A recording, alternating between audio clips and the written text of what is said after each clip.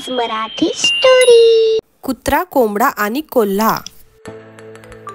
एक कुत्रा आणि कोंबडा यांची चांगली मैत्री होती। दोघेही बरोबरच असत। एका गावात फार दिवस काढल्याने दोघांनाही कंटाळा आला होता। कुठेतरी दूरच्या प्रवासाला जायचे त्यांनी ठरवले। तहान लाडू, भूक लाडू बरोबर बांधून दोघेही निघाले। वाटेत रात्र झाली। निवाऱ्यासाठी जागा पाहून दोघेही थांबले। चहूबाजूला दाट अरण्य होते। झाडाच्या फांदीवर कोंबड्याने मुक्काम केला आणि झाडाच्या खालच्या ढोलीत कुत्र्यानं आश्रय घेतला। थोडे थोडे तहान लाडू आणि भूक लाडूचा दोघांनीही फराळ केला आणि दुसऱ्या दिवसासाठी उरलेले बांधून ठेवून दोघेही झोपी गेले। पहाट झाली। कोंबडा अगोदर उठला आणि नेहमीप्रमाणे जोरात ओरडला।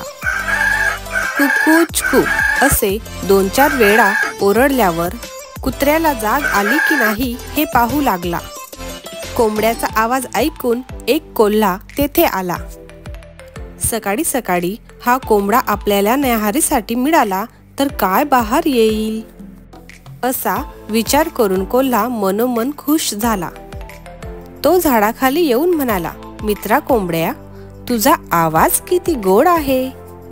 तुझा आवाज ऐकला आणि मनात विचार आला, तुझी ओळख करून घ्यावी आणि सकाळी सकाळी तुझ्या बरोबर नामस्मरण करावे। तुझ्या सुरात सूर मिळवून भजने म्हणावीत। कोंबड्याने कोल्ह्याचा डाव ओळखला।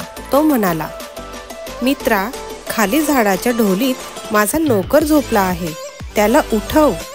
त्याच्याजवळ किल्ली आहे, तो उठला की खालचे दार उघडेल, म्हणजे मला बाहेर येता येईल। कोंबडा आणि कोल्ह्याचे संभाषण नुकताच जागा झालेला कुत्रा ऐकत होता। कोल्हा ढोलीजवळ जाताच कुत्र्याने पटकन बाहेर झेप घेतली। कोल्ह्याची मानगुटी पकडून त्याने कोल्ह्याला ठार मारले। मग कोंबडा आणि कुत्रा हे दोघे मित्र झालेल्या प्रसंगावर हसत हसत पुढच्या प्रवासाला निघाले। तात्पर्य, अतिघाई संकटात नेई। गोष्ट आवडली असेल तर प्लीज लाईक करा, आमच्या चॅनलला सबस्क्राईब करा आणि या गोष्टीला शेअर करा। थँक्यू।